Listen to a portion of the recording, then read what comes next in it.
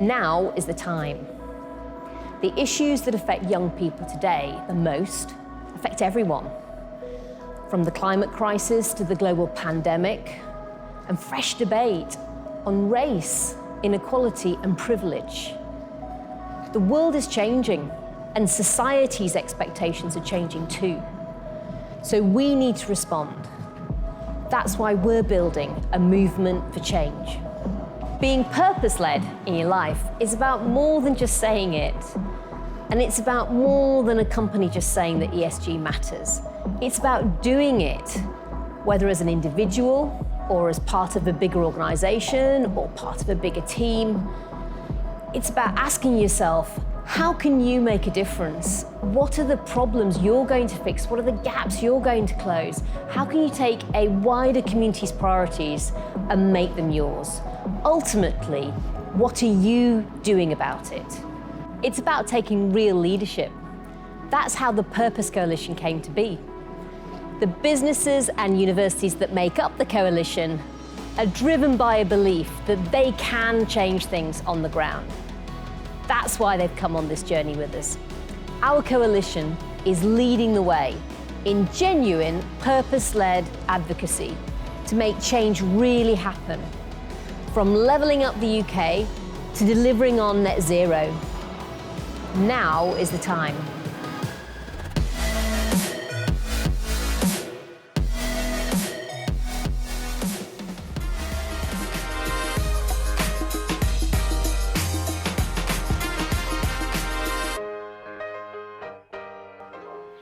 Good morning and welcome to the launch of the Purpose Coalition, a unique way of bringing together purpose-led organisations, including Britain's most ambitious universities and smartest businesses, to develop the solutions on levelling up the UK and delivering equality of opportunity. The members of the Purpose Coalition are working on opportunity action plans. They're implementing those recommendations and innovating new ideas with us to deliver maximum purpose-led impact. We'll hear today about the 3 pillars of purpose: leadership, advocacy and impact. We'll also hear today from some of the organisations and leaders committed to driving forward that change and putting purpose at the heart of their work. But first, I'd like to talk a little bit about why this matters now and why it's never mattered more.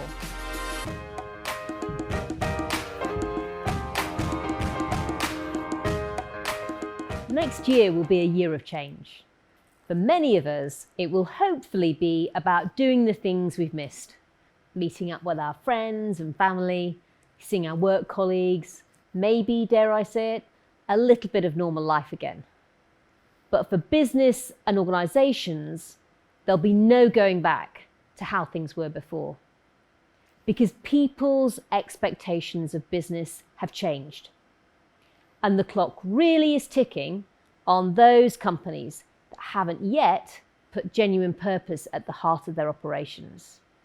Political, market and consumer forces are all converging to make having purpose critical to business success. And those organisations neglecting it, who haven't worked out their broader role in our communities and our country, face a very real threat from their competitors who do and who steal a march. We'll see hundreds of thousands of young people enter a critically challenging jobs market next year. COVID has hit almost every young person's education, but it's also deepened and widened the inequalities Britain already faced. It'll take action from government, business, universities, and right across the education sector if we're to ensure that COVID's legacy isn't a lost generation of opportunity. It's the right thing to do for our country, but it's a smart thing for businesses to do too. In various markets and sectors, we see mounting evidence of the intrinsic necessity that having a clear purpose has in underwriting long-term commercial success. And the shift in consumer expectations towards businesses making a positive impact is also intensifying, heightening the need for companies to build a business strategy and plans around a meaningful purpose. Yet the evidence suggests that many of our even leading employers haven't understood why having authentic, genuine purpose matters. Or if they haven't yet worked out how to make the necessary changes through their culture, people, processes, and products. The Financial Reporting Council earlier this year reported that too many businesses are still taking a tick box approach to achieving compliance with the UK's updated corporate governance code. Businesses need to create real, lasting impact, measuring not how much money they've spent or how many CSR programs they've got, but through two crucial measures. What direct impact are they having on the lives and communities they're part of? And secondly, are some of those parts, through how the business is run, what it does, what are the wider benefits to society that they're creating? To do that, businesses need to work smarter. And crucially, they need to align with our universities, who are the institutions who are at the heart of developing those talent pipelines in the communities and the regions they're part of. Together, in a collective endeavour of developing these countries' talent and spreading opportunities, businesses and universities can drive real, long-lasting change in their local communities and in their own recruitment. I've always said that the purpose businesses must have is to play their unique role in delivering equality of opportunity and social mobility. That's what Levelling Up is really all about.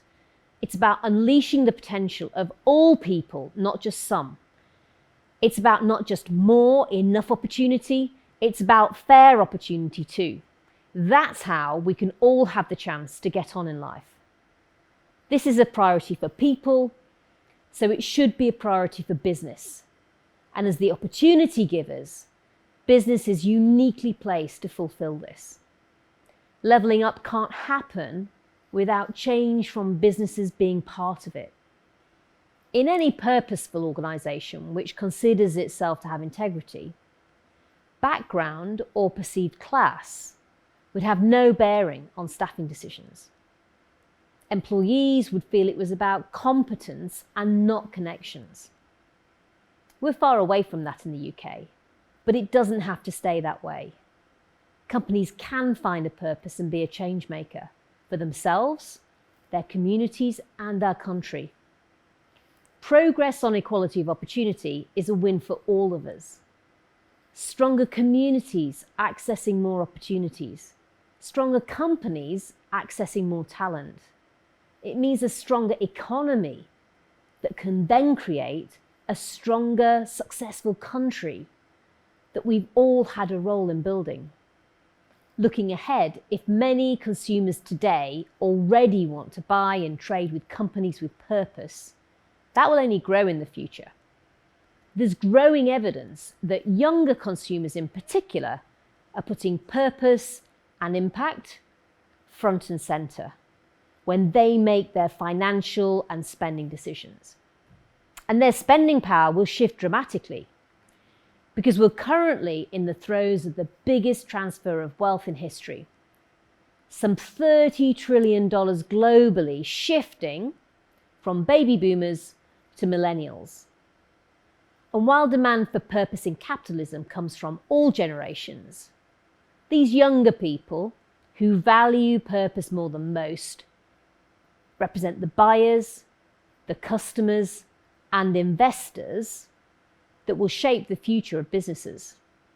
It's about sustainability, and not just for the planet and people. Being ahead of that curve is how companies will ensure their survival, and those that aren't will ultimately seal their own fate. But I believe that business is overwhelmingly a force for good in our country. It's what gave me the opportunities that helped steadily transform my own life. And with real purpose and strategic intent, it's business that will drive the wider changes on equality of opportunity that Britain so badly needs. So that's why today we officially launched the Purpose Coalition with more than 50 organisations, working on or having completed an opportunity action plan, setting out their purpose, their strategic intent on how they drive change. And we're bringing together purpose-led businesses and universities in this critical mission. It's about going beyond even sharing best practice. Now is the time for solutions. And those businesses and university leaders in our Purpose Coalition are those organisations who are driving forward those solutions that can mean grassroots change on levelling up will happen. It's never been more important that the opportunities for young people are accessible to all of them, not just a more privileged few. Next year, our work will focus on creating real change, with a focus on innovation, measurement, reporting, and delivering real impact. We're coming together with one purpose: to create equality of opportunity for all. So let's hear from some of those businesses and universities in the Purpose Coalition who've already put their opportunity action plan in place.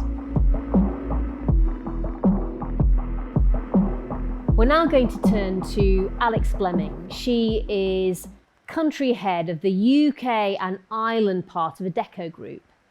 And it's great that we can hear from one of those leaders of the Purpose Coalition about how they feel about the work that's ahead of us and why they think it's so important.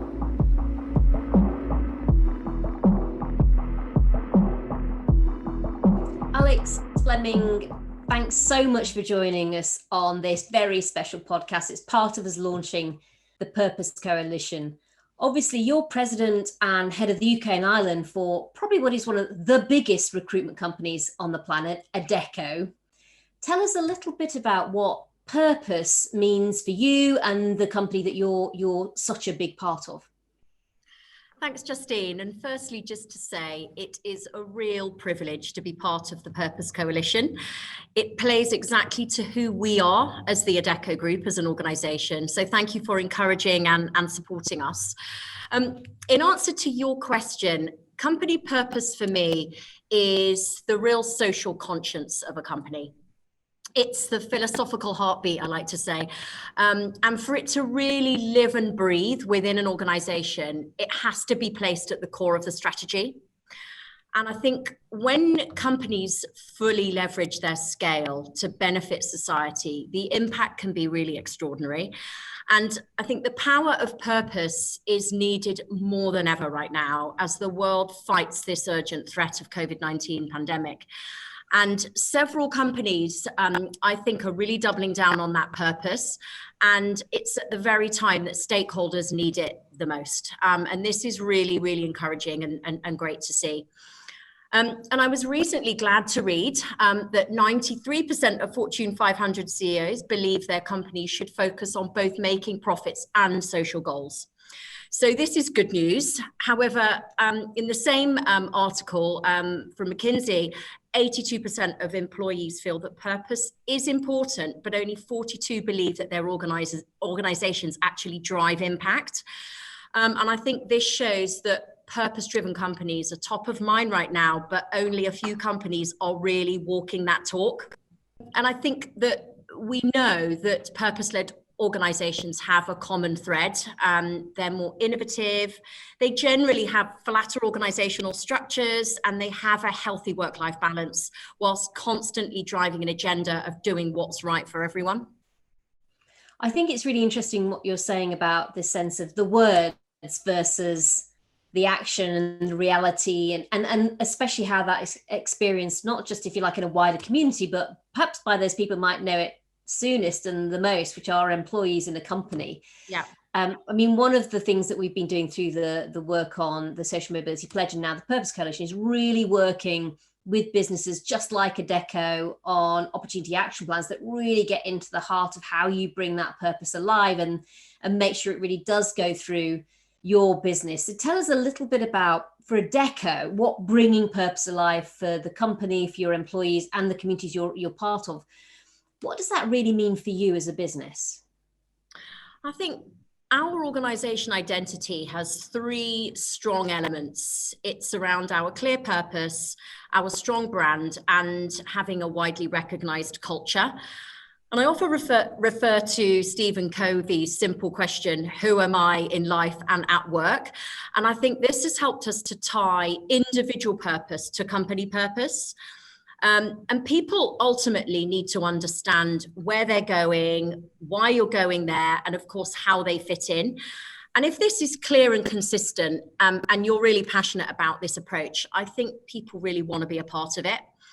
And we've followed 4 key steps in developing our social impact strategy. So sizing up where we are now, including our vulnerabilities, because of course we have those too, clarifying how our purpose connects with our company's superpower, which is placing people in meaningful jobs, and measuring and managing purpose so that it really becomes part of the core DNA of the organization. And I think we're quite unique at the Adecco Group because we have 3 key stakeholders: clients, candidates, and colleagues. But this year we added a 4th C, community, and the creation of inclusive shared identity with teams and communities, which translates to alignment in purpose with an organization and then ultimately back to society. I think our community strategy is focused on creating brighter futures for everyone. Mm-hmm. And our top priority is improving access to opportunity by working closely with schools to really empower youth and improve their employability. And also focusing on improving access to work for all those individuals who are in transition to enter or re-enter the world of work. And we're working closely with charities like Shelter, British Paralympic Association, to really support homeless individuals and differently abled individuals. And we also really believe in creating inclusive futures for everyone. And the Adecco Group is a equal opportunity recruiter, but we're really proud of our 50-50 gender split at UK and Ireland board level, and our demographic split is now better than the average UK market. But it really doesn't stop there for us. We are now also really focusing on supporting our clients to drive inclusion in their organisations too. And we're really looking forward to being part of the Purpose Coalition that connects us with those like-minded organisations to really inspire our passion to not just be purpose-driven, but also really be purpose-led. I think it is really inspiring. I think it's hugely powerful. And that point you made earlier on around this sense that there isn't a compromise being made, I think, in the long term, or even necessarily the short and medium term, between profit and actually doing the right thing in terms of purpose and actually reaching that wider talent pool. Yeah. I think it's probably never been more important. But tell us a little bit from your perspective about where that fits in as a recruitment company. I mean, in so many ways, you talked about those journeys that people are on, being able to fulfill their potential. I mean, obviously, Adecco's whole purpose in a way is allowing people to get on in their lives and do just that. Absolutely. And I think what you said when we first chatted, Justine, really resonates with me. And that is, talent is everywhere, but opportunity is not. And according to the Social Mobility Commission, social mobility has been virtually stagnant over the last 5 years. And there remains this stubborn gap in higher education attendance between children from different socioeconomic backgrounds. And I think the top professions continue to recruit disproportionately from a narrow strata of society. You know, we know that only 6% of doctors, a small percent, just over 10% of journalists, and we know only 12% of chief executives come from working class backgrounds. And this is a particular dominance of the privately educated in society's upper echelons. And I think, you know, the UK's lack of social mobility is often more acute in minority groups also. So last year, one of the stats I was reading the other day, 84 of the 1,048 director positions in the FTSE 100 were held by a business leader from an ethnic minority. And this causes poor social mobility. These causes are deep-rooted, complex, and ultimately societal. But this doesn't mean employers are powerless to act.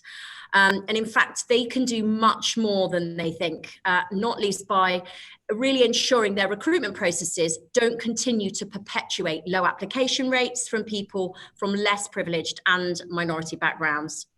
And if you think about it from a recruitment perspective, I really believe you have to focus on potential, not that polish, and recognize the benefits of a diverse and inclusive team. I think it's been really fascinating because obviously when a young person's developing, the main focus of the education system is on their academic attainment, and we do a huge amount of measuring on that.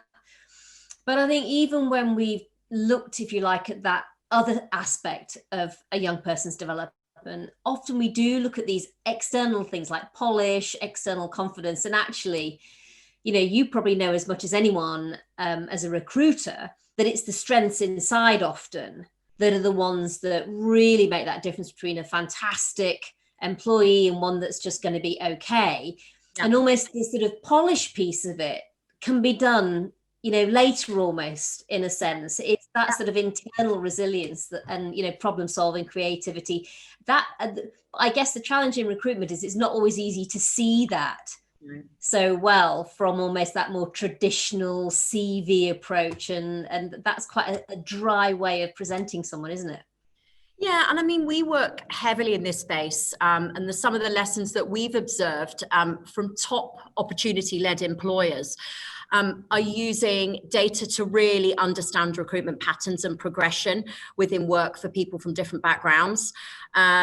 We really encourage people to reach out to schools and colleges, not just universities, and particularly schools with more disadvantage, and support those who can influence and help young people. So parents, teachers, school leaders, careers advisors. And one of the things that's been hugely beneficial for me is always assigning reverse mentors at a C-suite level in your organization to really support better understanding and connectivity. I think this can be really powerful. I think at the Adecco Group, progressively, we support more and more employers who work with us to develop their initiatives as well as involve them in our programs, because we're really passionate about upskilling and reskilling opportunities too. And I think this is key in the current unemployment crisis, as well as to help future-proof our talent pools. Yeah, and it's probably never been more important. I've always felt the challenge with social mobility is that it's very hidden. And so whereas on other areas like gender and BAME and how many ethnic minorities are in more senior positions, you can really see without having to ask. I think the challenge for wider social mobility is you have those barriers, if you like, but it's not always easy to spot, if you like, when they're holding people back. And I think the power that Adecco has in starting to almost analytically work through those challenges is, as you say, potentially quite profound, because you can really genuinely get that insight, but then pass it on to the clients that you're working with, and all these companies that are part of this ecosystem spreading opportunity too. Yeah.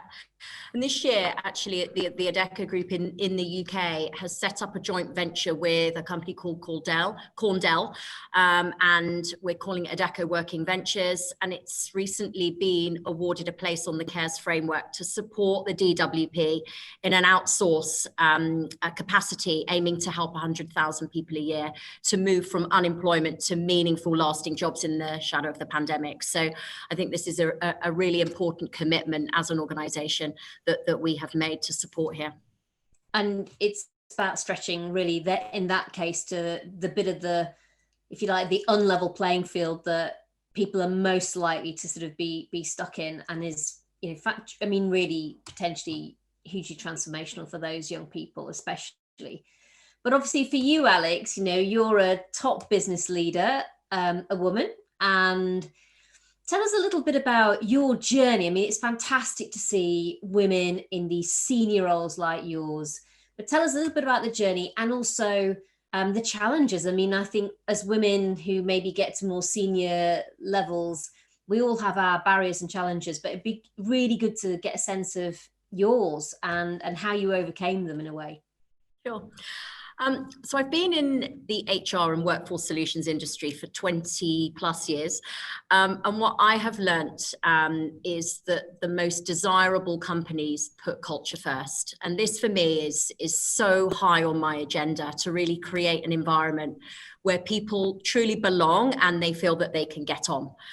And I'm very proud of the culture that we have built in the UK and Ireland. And we've got very strong positioning in the Great Place to Work companies listing, but we also were awarded a top place at the Employee Engagement Awards for how we engage top performers. And I think this is really, really critical that you celebrate those successes. And a great environment and culture that empowers people to succeed drives a strong performance, especially when leaders can support colleagues to focus on their areas of strength. And I'm a big believer in creating a level playing field where everyone has a voice. And I'm constantly encouraging my leaders to hire to their weakness and build teams with really complementary skill sets. And I think this is what creates a winning team. But to do this, it does take confidence. And I think this is something that we have to build in leaders of the future. It doesn't happen overnight. But I have a real mantra for success that I have lived and breathed sort of all of my career. And it's sort of 6 specific things. The first one is around work ethic. The second one is around resilience. Really having, being decisive, making decisions, always having a measurable plan, really empowering the people that you work with, and always being consistent and fair, because this is what ultimately will drive and give you respect. And as I said, I think it's something I've lived and breathed, and I really try to get my teams to also have a leadership mantra that they can live and breathe, so they have something to stand for. Yeah. But I mean, Alex, looking back on all of your career, you've given us a huge amount of advice, actually. I think whether you're a young mum watching this or anyone else, actually, on leadership, on how you can make your way in your career. Perhaps if you were talking to you all those years ago when you were getting going, little Alex, what advice do you think, what on earth do you think you'd say to yourself now? What little nugget do you think you'd pass on? This is such a good question, and I wish I had given myself some more advice back then. I really do, actually. I think I would have said, have more trust and belief in your capability, and don't be afraid to dream big. I think for me, working hard absolutely goes a long way, but never, ever underestimate the importance of developing people to bring them on their journey with you as you develop. And I think succession planning is absolutely paramount to any leader's success. And there is nothing more rewarding for me than seeing someone you've supported along the way realize their dreams, and for them to be promoted, and for you to see them alongside you. Maybe even they become your boss in the future. But that for me is where I really get my kick, is seeing those people develop and knowing that you've played a part in that. I would also have told myself to find people who you believe in and who believe in you, and always be curious, because that's how you learn. Ask as many questions as you can, and ask questions of those people who really inspire you, and who you inspire. Surround yourself with the best people who are real, and don't forget to have some fun. I definitely have had plenty of that along the way. Life is too short to not enjoy yourself. And generally speaking, I think people who have fun, they perform better, and they attract people to want to be around them. They're infectious. And that's my sort of final fact. So find the fun people, but who work hard, and never be afraid to ask questions, and succession plan all the way that you go. Brilliant advice. Absolutely fantastic. I think on that point, we'll bring this to a close, but it's been an absolute pleasure having you on this special podcast, Alex Fleming. Thank you so much for all of the insight. We're so excited to be working with you on the Social Mobility Pledge and the Purpose Coalition. So a lot of work ahead, but as you say, it's about like-minded people, and it's been great to get a chance to talk to you today. Thank you so much. Great. Thanks very much, Justine. Persimmon Homes has put opportunity and social mobility at the centre of its work, and how it operates as a company. Of course, as a house builder, it has one of the widest talent pipelines, open to all. In October, I visited one of their sites at Germany Beck in York to try my hand at bricklaying alongside their new Chief Executive, Dean Finch, who's already doing a great job in putting real purpose at the heart of Persimmon. Here's how I got on. I'm here in York at Persimmon. We've just visited the Germany Beck building site where I had a chance to meet Dylan and Katie, two fantastic apprentices who were showing me the ropes of how they're involved in building the homes that we all need. Persimmon does a number of things to help with social mobility, including developing careers for young people, developing sustainable communities, as well as building thousands of homes every year at prices that people can afford, which is going to be critical to help the country, I think, over the next few years as we come out of the economic situation we're currently in. So we're delighted to welcome Justine and to work with the Social Mobility Pledge. So this morning Justine came onto site and I was doing a second fix, so I was showing her like how to do architrave and skirting. I started my apprenticeship in March and I've just been enjoying it ever since and learning so much. I've done my 2 and 3 apprenticeship in 6 months and I've now been with the company 4.5 years. It's taught me pretty much how to build a house and it's probably the best thing I've done since leaving school. I wouldn't have been able to get this far if it weren't for Persimmon giving me the apprenticeship in the first place. We're working with Persimmon on how we can make sure their business, which already does a huge amount on offering opportunities and then progression within the business, how they can make those next steps to be really driving social mobilities in the communities that they're part of. When I was in government, I set up opportunity areas as a way to bring all local stakeholders together to look at the local specific issues in education and then to come together to solve them. That's exactly what the University of Bradford has done and the work we're expanding on in our new Opportunity Anchor campaign. Here's a look back at my visit there. As Education Secretary, I launched the Opportunity Area Programme in 2016 to truly boost local talent through improving education in places like Bradford. It brought together schools, local universities like the University of Bradford, employers, councils, the local health service and other organisations to deliver a joined up, locally owned set of education priorities, driven by an evidence base and backed up with some initial funding. It's already making a real difference in Bradford. The rate of improvement in reading, writing and maths was 16% above the national average. But the opportunity area approach in Bradford can have a wider impact than just education. It can also act as a catalyst for connecting that talent up to career opportunities. Through the Graduate Workforce Bradford initiative, the University of Bradford effectively acts as an opportunity anchor, not only playing its role in improving education, but crucially working in partnership with local employers to connect those young people up to careers and roles within the Bradford area. The Levelling Up agenda is fundamental to Britain's future, never more so than now. But many of those solutions will need to come from the grassroots and be locally tailored and owned if they're to succeed. This focus on employment should now be a formal part of the next stage of the Bradford Opportunity Area and developed even more ambitiously. The work that the University of Bradford has helped pioneer through the Bradford Opportunity Area and Graduate Workforce Bradford initiative are 2 halves of what can become a real plan for how levelling up can be achieved in practice. One that I hope can be replicated by other universities for the benefit of other communities just like Bradford across the country.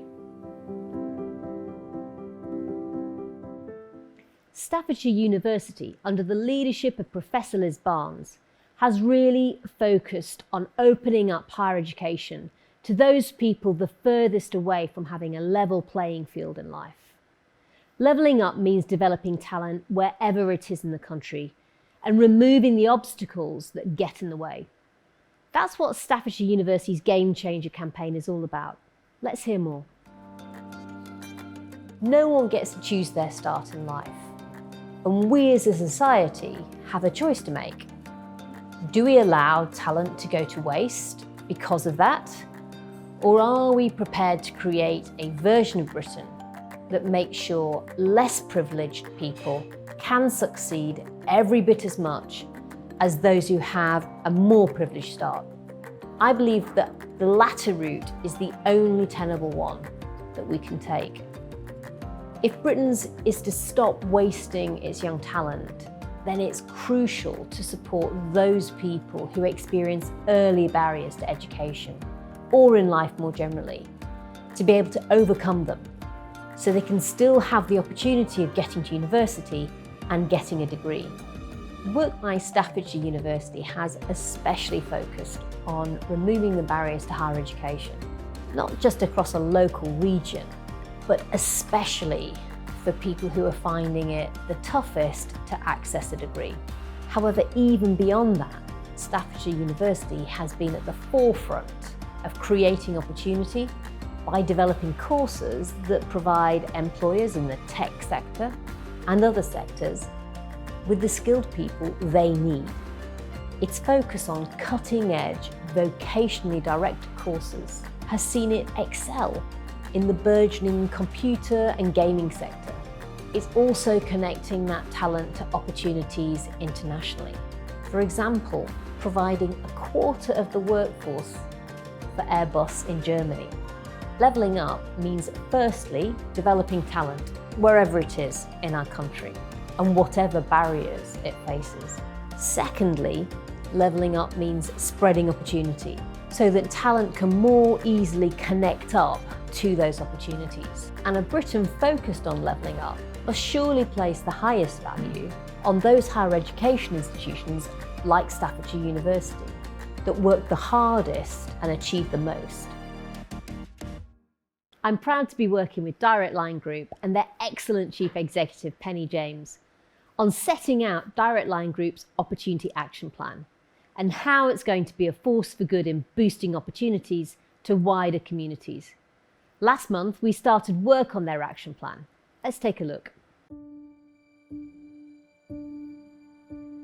I remember growing up in South Yorkshire that for me and the people around me, opportunities in places like this seemed a million miles away.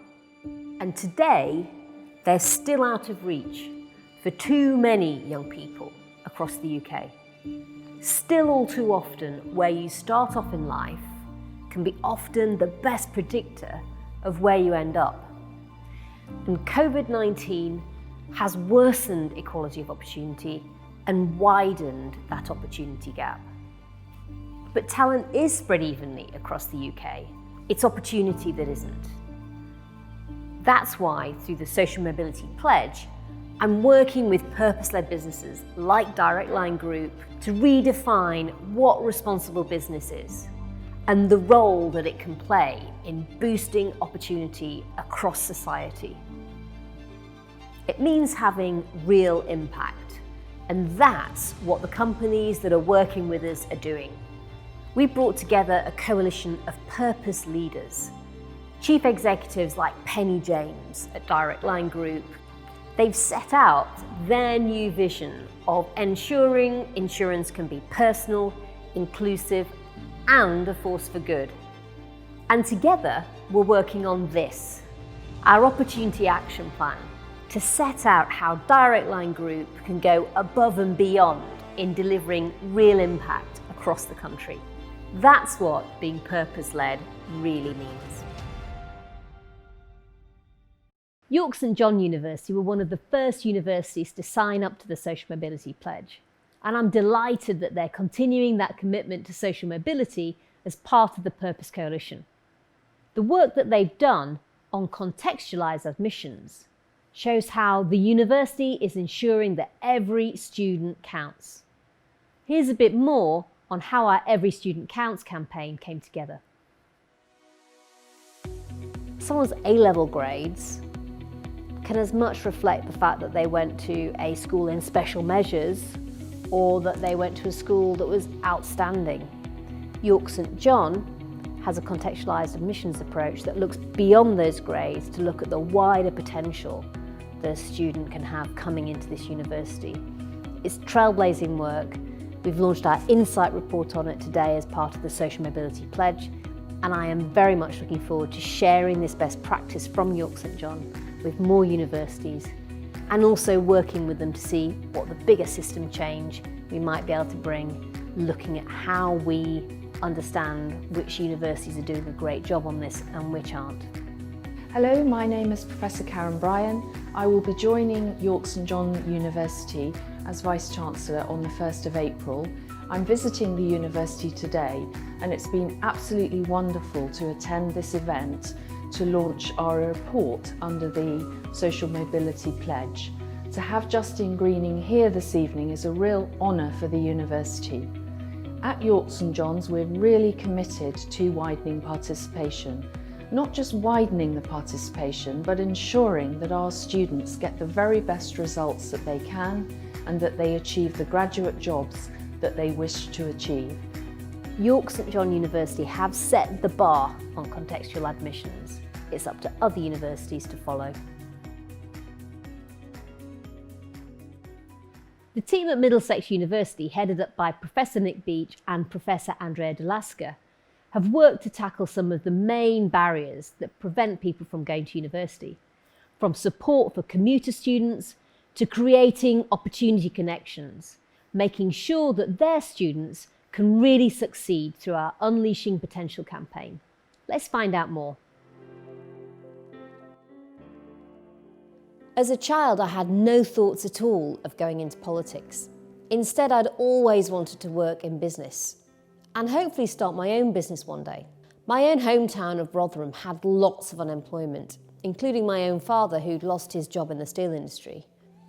It seemed to me that if I could start a business, then maybe I could help create some jobs for people in our community who needed them. But to do that, I needed to take lots of steps. I knew that the first one was to be able to go to university and get a degree. The work done by Middlesex University aims to ensure that however many difficulties, however many barriers a student may face, even if they're people with lots of other competing responsibilities, a job or a family, someone with the potential can still complete a degree course at the university. Middlesex University shows how, in many respects, it's those people who are able to rise to that challenge, in spite of complex circumstances, and overcome the obstacles, who've demonstrated the most impressive performance. Through the Social Mobility Pledge, we're asking businesses to commit to fair recruitment practices that can spread opportunity out to Britain's wider talent pool, making them accessible to all. Middlesex is a leading levelling up university that is also involved in this effort. It's working to ensure that a more diverse talent pool is educated and skilled to take advantage of the opportunities beyond graduation. And it's demonstrating that it's those students with the toughest challenges that have built the strongest skill sets to be able to succeed, and that those are skills that are every bit as valuable for employers. This report shows how Middlesex University is already making a valuable contribution by enabling those students who are far away from a level playing field to have the same access to the same opportunities as everyone else. 2 years ago, David Harrison and I set up the Social Mobility Pledge. David and True Potential's Chief Executive, Daniel Harrison, have built a real pathway to progress based on talent, aptitude and attitude. They've put it at the heart of the communities they're part of and the ones that need it the most. Let's take a look. Social mobility isn't something that just happens. It's a process that can go on over a whole lifetime. Nobody gets to decide where they're born, what background, or what kind of upbringing they have.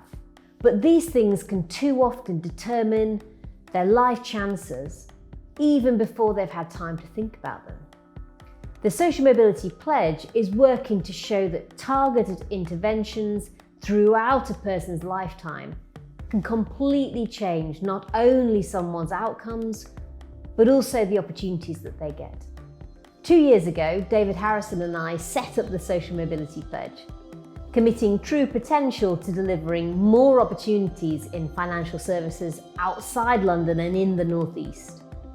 David and True Potential's Chief Executive, Daniel Harrison, have built a pathway to progress based on talent, attitude and aptitude right on the banks of the River Tyne.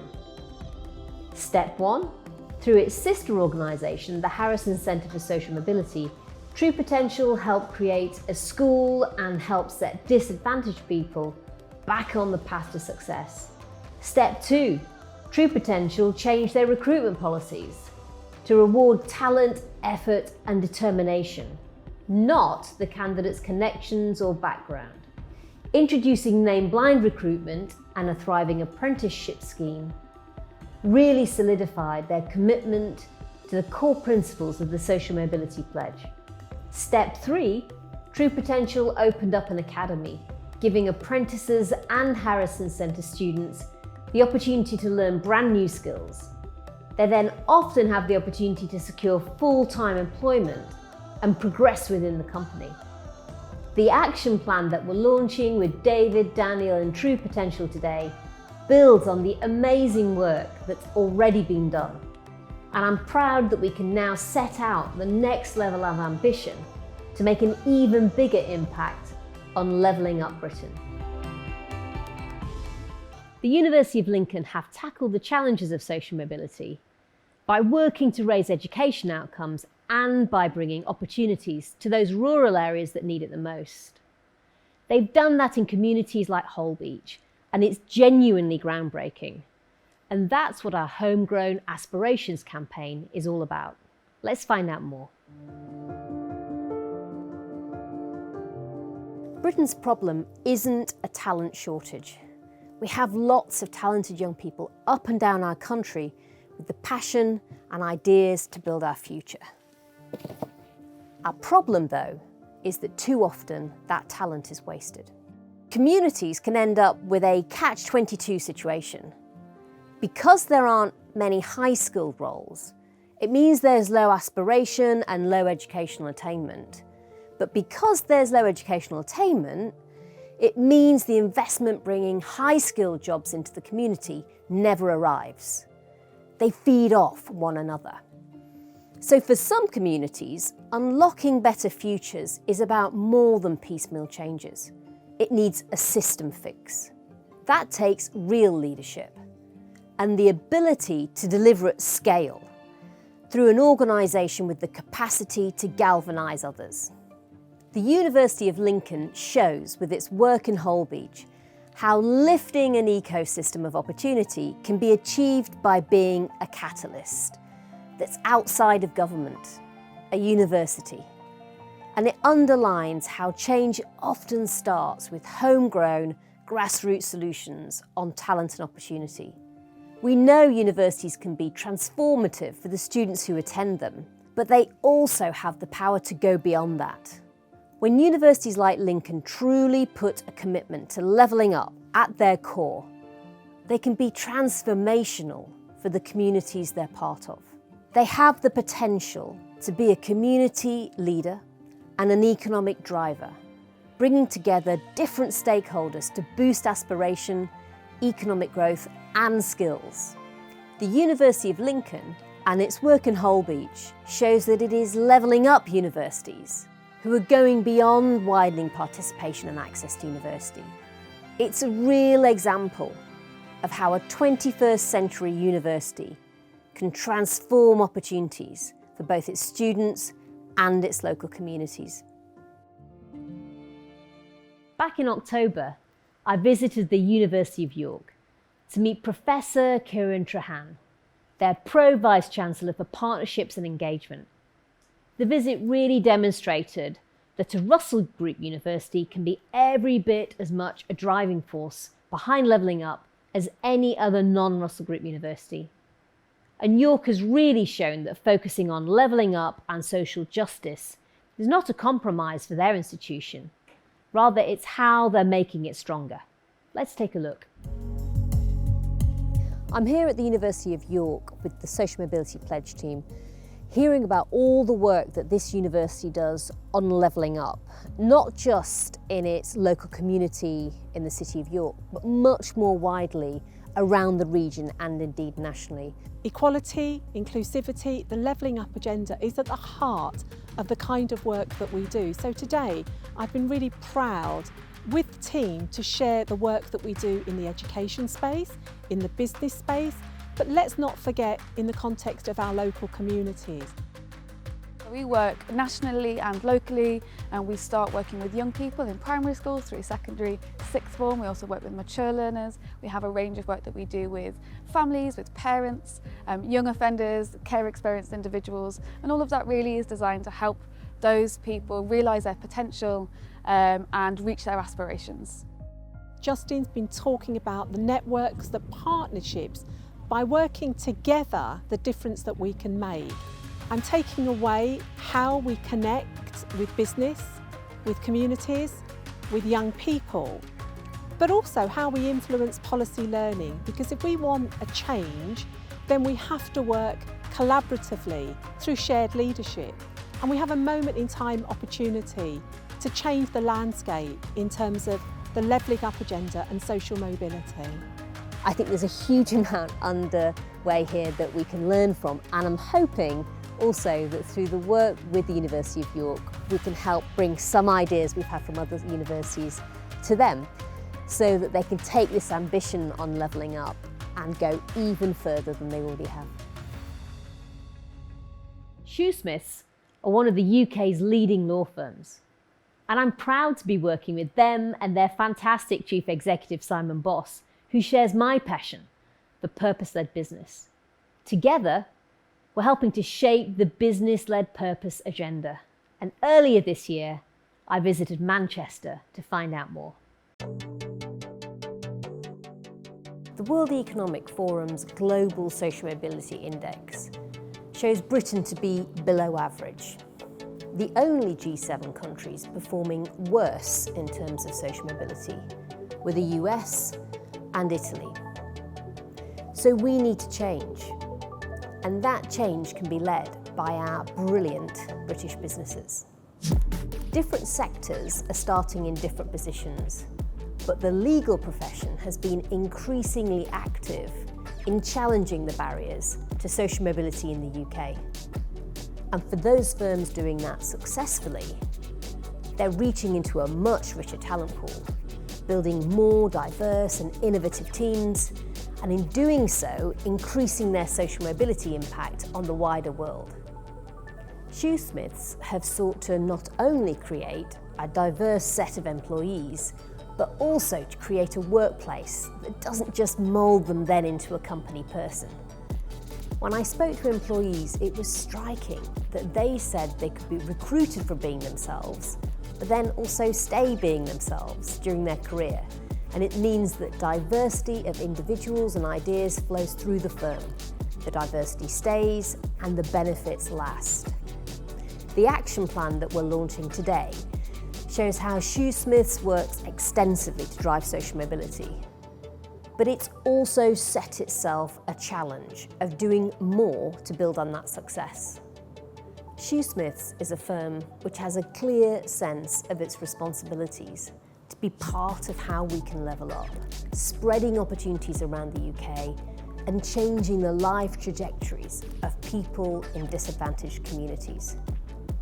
Hopefully, its work will really inspire others in the legal sector and beyond to think ambitiously about their potential as a business to be a force for good, working to remove the roadblocks to social mobility. Most universities look to their nearest city or region to focus their outreach and raising aspirations work. But Liverpool John Moores University go much, much further, taking their work to Northern Ireland, an area of the UK that has some of the biggest social mobility challenges. Let's hear a little bit more about the Opportunity Bridge campaign. Because I think for some people, perhaps in Cabinet, opportunity had always come easily to them. It had always been there when they wanted the next one. For me, it was a lot harder. I directly understand what inequality of opportunity means because that had exactly characterised my life growing up in Rotherham. And it's why, for me, fixing social mobility is about my story too.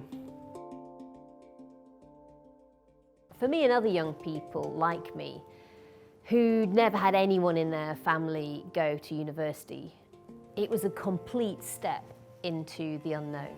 So being able to bridge well and cross over from the place I'd grown up in to the university place I'd be studying in next was absolutely crucial to helping make that massive step in life successfully. Often, universities will focus their outreach and widening participation work in communities that are on their doorstep. But if you're a university, what about the communities that are nowhere near you, but for their young people maybe don't have enough options on their doorstep? They'd really value hearing from you too, but it's much harder to develop deep and embedded relationships with communities that are hundreds of miles away. Liverpool John Moores University has been working in its own community of Liverpool for almost 200 years and is deeply rooted in the city. Yet it also has more students from Northern Ireland than any other higher education institution outside Northern Ireland itself. Both Liverpool and Northern Ireland are home to some of the least privileged communities in Europe.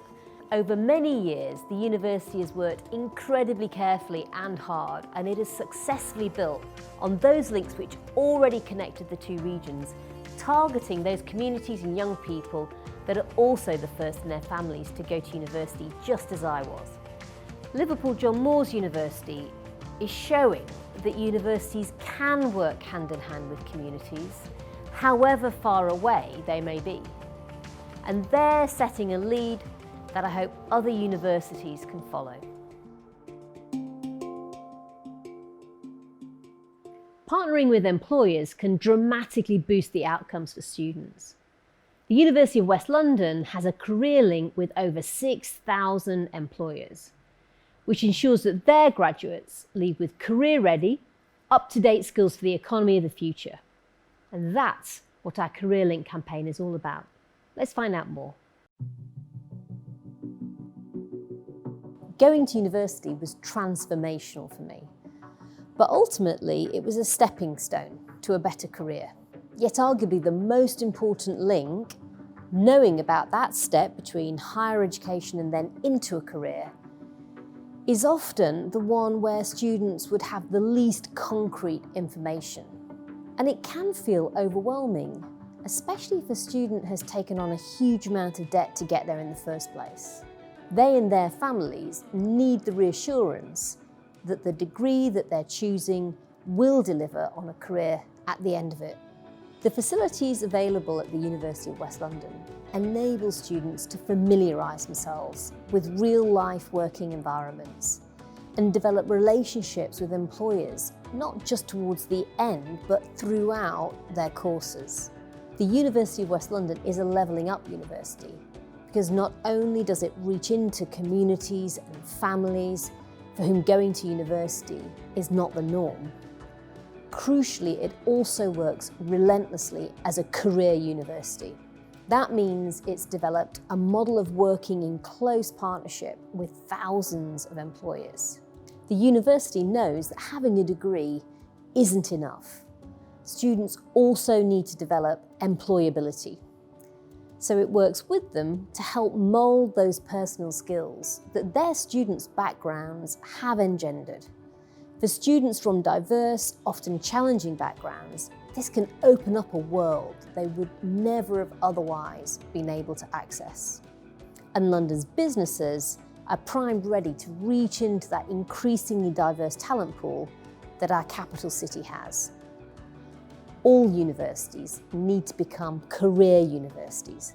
And as this report sets out, the ambition, effort, and best practice demonstrated by the University of West London provides a real template and approach that I very much hope other universities can follow. Just a reminder for those of you who haven't yet seen it, copies of the Fit for Purpose magazine are out now and online. And in this edition, you'll find best practice from more than 20 businesses and universities who've already published their opportunity action plans.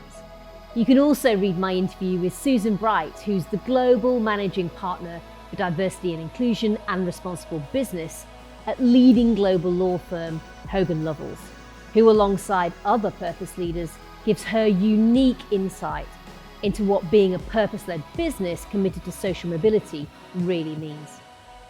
Often the opportunity gap can be described as people being able to see what they want to achieve in life, but not having the right life chances to get there. Perhaps the starkest example of this is the University of Greenwich, which faces directly onto the Canary Wharf site and the city. Let's hear about their work and our Bridging the Gap campaign. If London's to succeed as a modern, vibrant 21st century city, it needs to tap into the unique diversity of communities, people and backgrounds that exist in this great city. London's organisations and institutions should reflect London's diversity, because we know it's that very ingredient, diversity, that makes them stronger. Universities are key in driving this connection.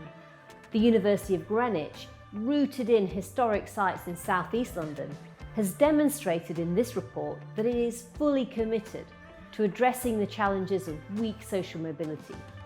And its staff are working hard to develop and introduce a fresh approach right across the board. But with the City of London and its iconic profile in clear sight just across the river, it's a daily reminder for its students that opportunity can be on the doorstep, but still very hard to access. London's own levelling up challenge is that the features that previously made it a prosperous city with opportunity, a thriving hospitality and tourism sector and a rich cultural life, were those parts of the city that were the most open to the diverse talent this city has. But they are the very sectors hit hardest by the COVID pandemic. This Opportunity Action Plan showcases the steps that the University of Greenwich is already taking, its work and its best practice, to help deliver that levelled up London. That means developing talent wherever it is, whatever barriers it faces. Secondly, it means spreading opportunity so that talent can be connected up to it. This is what the University of Greenwich is committed to doing, to change its students' lives, exploring how it can link in with its businesses and institutions to ensure that its students have the right skills and connections to have a chance of establishing successful careers there too. And that's why we're so proud to have the University of Greenwich coming on this journey to drive social mobility with us. Too many projects and interventions are often run for the short term, with no real long-term outlook. It's a problem I came across all of the time in government, and from that experience, I know how hard these arguments over funding can be. That's exactly what UWE are trying to change with our Maximum Impact long-term investment campaign. Let's take a look. Growing up in Rotherham and attending my local comprehensive, I'd always dreamed of going to university. In fact, I can't remember a time when I didn't have that as a goal. My problem was there wasn't much advice available for me.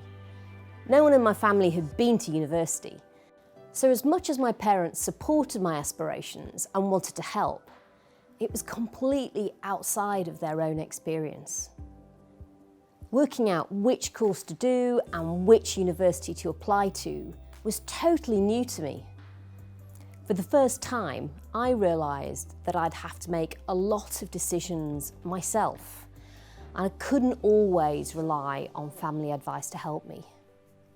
The University of the West of England's Future Quest project is a key part of the answer, helping would-be students to make the right choice about the right course at the right university. The programme works with schools in areas across Bristol, where traditionally fewer young people have gone on to higher education. And it works to ensure that young people with no experience of higher education can have a real understanding of what it is, what it requires from them as a would-be student, and where it can lead. Through Future Quest, UWE collaborates with their partners, local authorities and employers to help level the playing field when it comes to accessing higher education. The Future Quest project is lifting the aspirations of local young people about what they can achieve in their lives, and then critically helping them understand the practical steps that they can take to translate those expectations into reality. That's why projects such as Future Quest, led by the University of the West of England, are so important. From my own experience, I know how much this effort matters. In my own case, my choices paid off. I loved my time at university and I want every young person to get that same chance. The action plan we're launching today with the University of the West of England is demonstrating their commitment to being a levelling up university. One which is committed to overcoming the barriers that exist for many young people and helping to improve young people's life choices, no matter where they start. With Vistry Group, we've been working together with their employees from across the business to get to grips with both the challenges and the opportunities ahead, as they develop their Opportunity Action Plan on a journey putting social mobility and opportunity at the core of their purpose. We're also working with Northumbria University in the Northeast, the University of Northampton in the Midlands, and also the University of Essex in the Southeast on their action plans, putting boosting social mobility at the heart of their work and helping to deliver on levelling up right across the UK.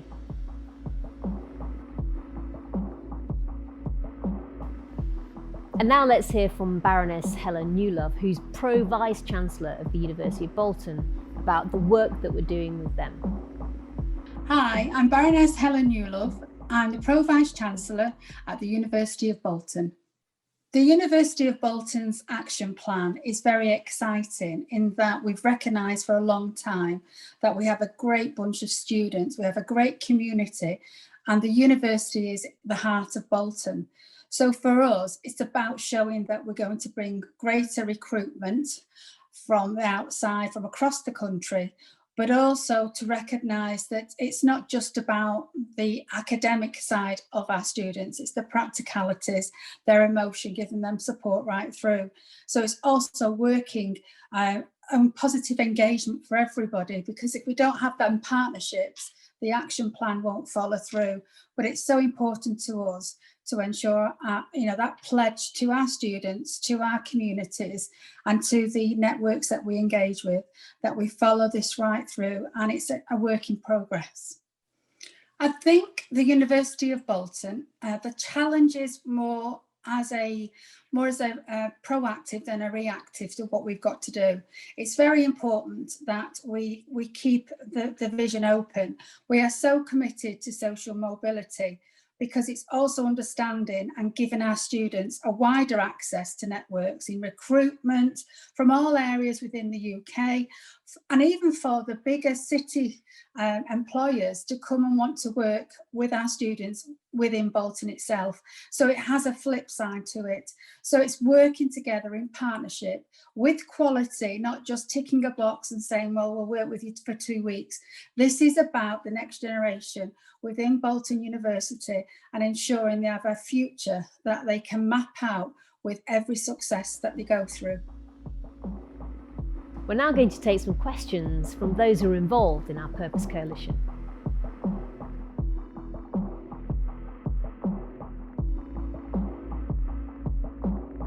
Hi, I'm Colette Gibson. I'm a Senior Associate with Shoesmiths and head up our Social Mobility Action Plan for Glasgow.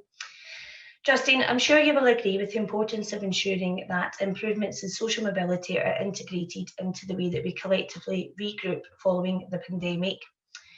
There's been a lot of discussion around the attainment gap being adversely affected as a result of COVID-19. What can we all be doing to make sure that any further impact is minimised? It's a really important question, Colette.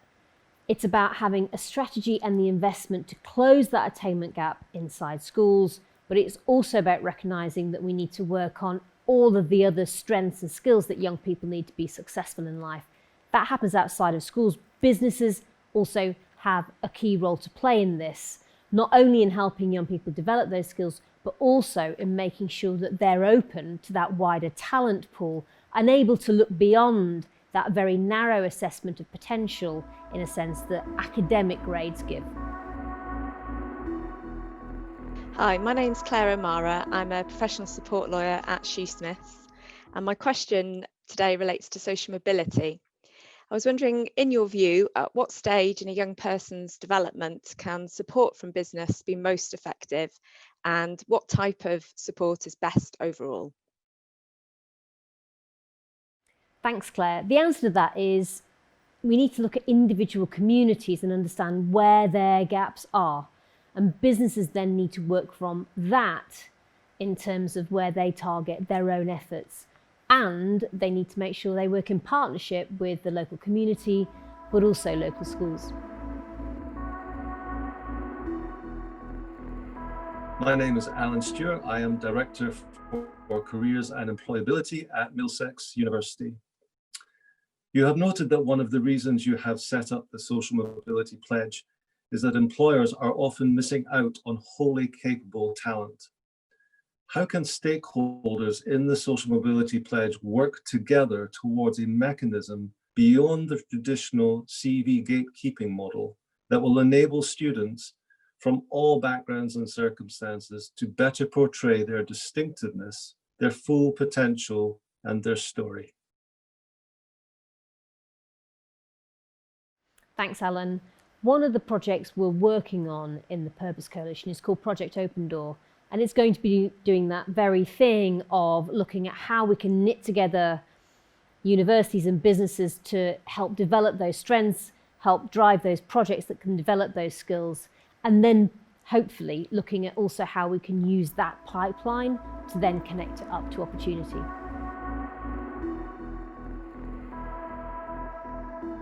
I'm Suzanne Carey, the Head of Equality, Diversity and Inclusivity at UWE Bristol, and I'm interested to know what role you feel education plays in the Levelling Up agenda.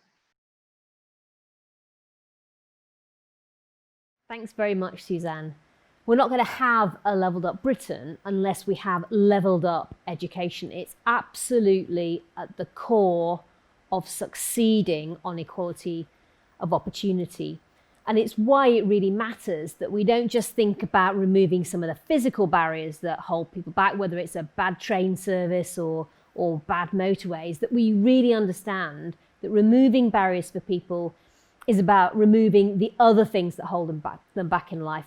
One of those major things is lack of education. So it is absolutely at the heart of this. And it's why universities can really drive that agenda for so many people in so many parts of our country if they're prepared to work strategically and then hook up with business. I'm Mark Power. I'm the Registrar and Chief Operating Officer at Liverpool John Moores University.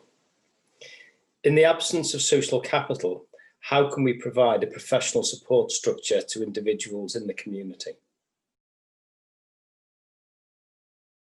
Mark, I think they can. I think the key is business understanding that it too can work upstream in schools to not only help raise young people's expectations of what they can achieve in life, but also to be part of how they can develop effectively, helping them develop all of those skills that everyone in business knows you need to be able to succeed.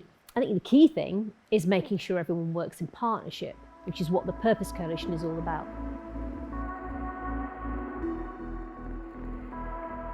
Universities invest and deliver wide-ranging outreach activities, raising aspirations.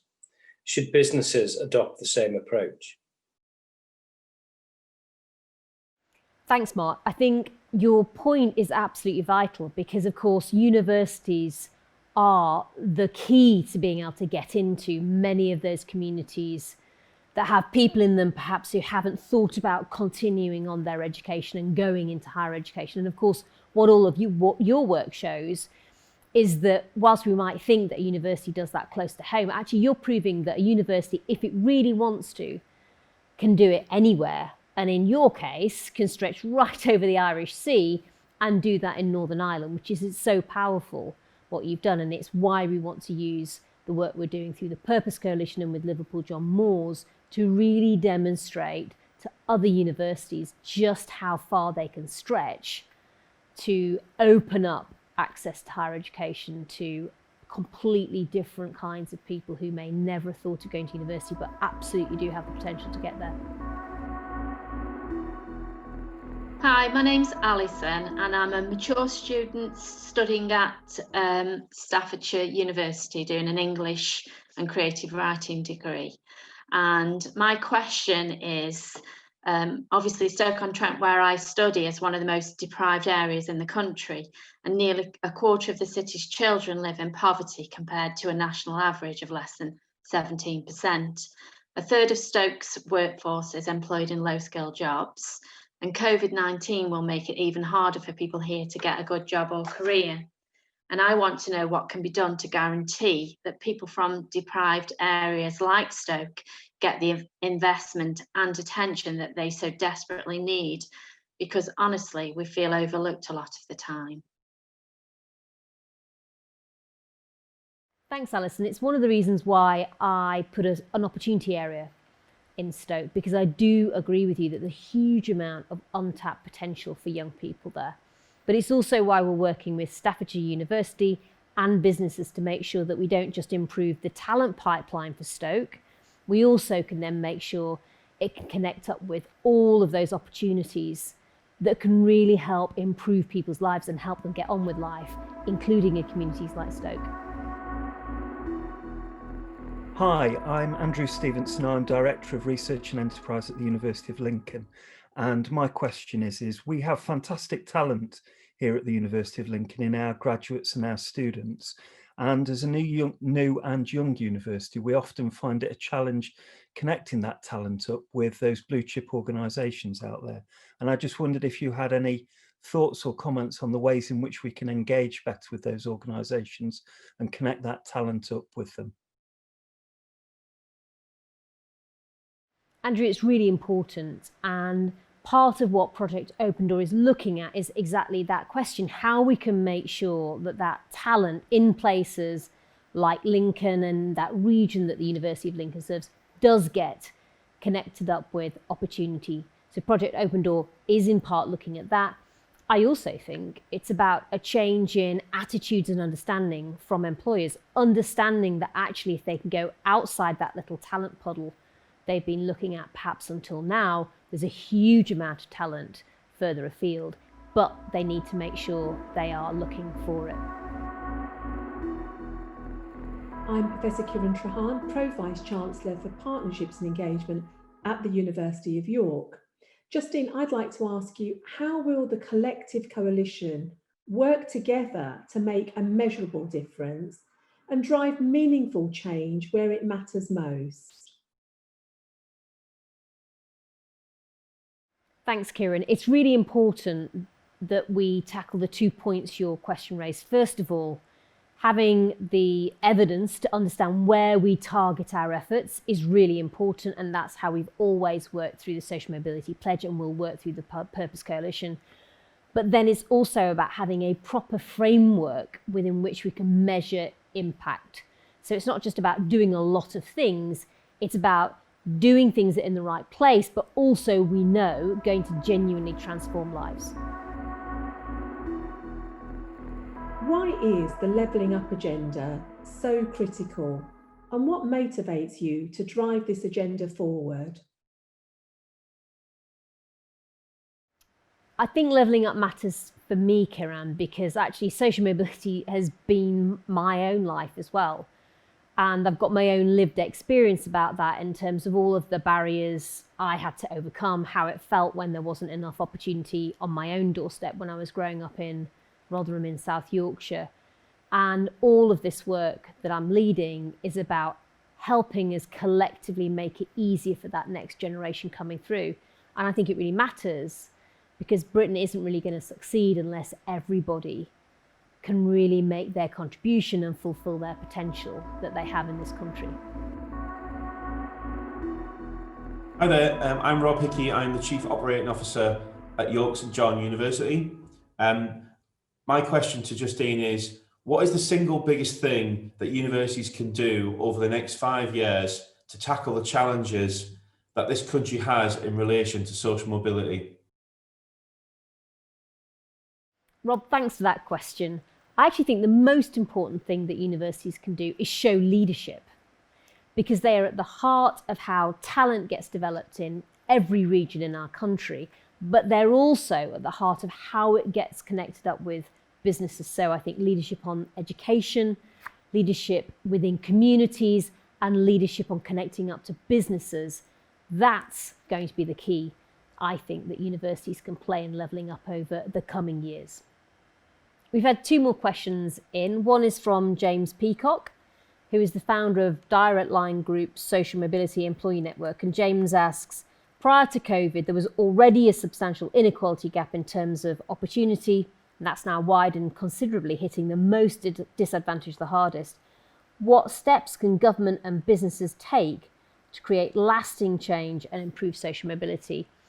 James, I think the key to this is understanding that levelling up is a national endeavour and it will require a national effort. And so businesses and universities need to work together. That's why we are getting the Purpose Coalition going today. But government is a key part of that as well. I think if we can get all of those pieces working in concert, then you really can start to have change on the ground. And I know from my time in Westminster that whilst there might be a lot that MPs don't agree on, actually if there is one thing they do agree on, it is levelling up and the fact that whoever, wherever you are in our country, there should be opportunity on the doorstep for you. The second question we've had is from Dylan, who's an apprentice at Persimmon Homes. Fantastic to hear from you, Dylan. I loved meeting you and your team when I got a chance to visit your site in York. And you asked me, what difference do you think that companies like Persimmon can make on levelling up?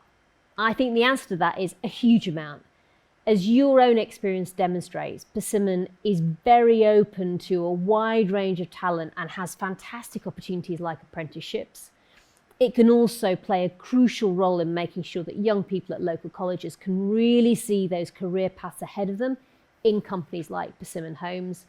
But I think also through working on those projects in local communities, it's a real chance for Persimmon to stretch further than that and then really work with local communities on helping them understand more broadly about what kinds of careers are there, including in house building. Thanks so much for all of those questions. They were absolutely fantastic.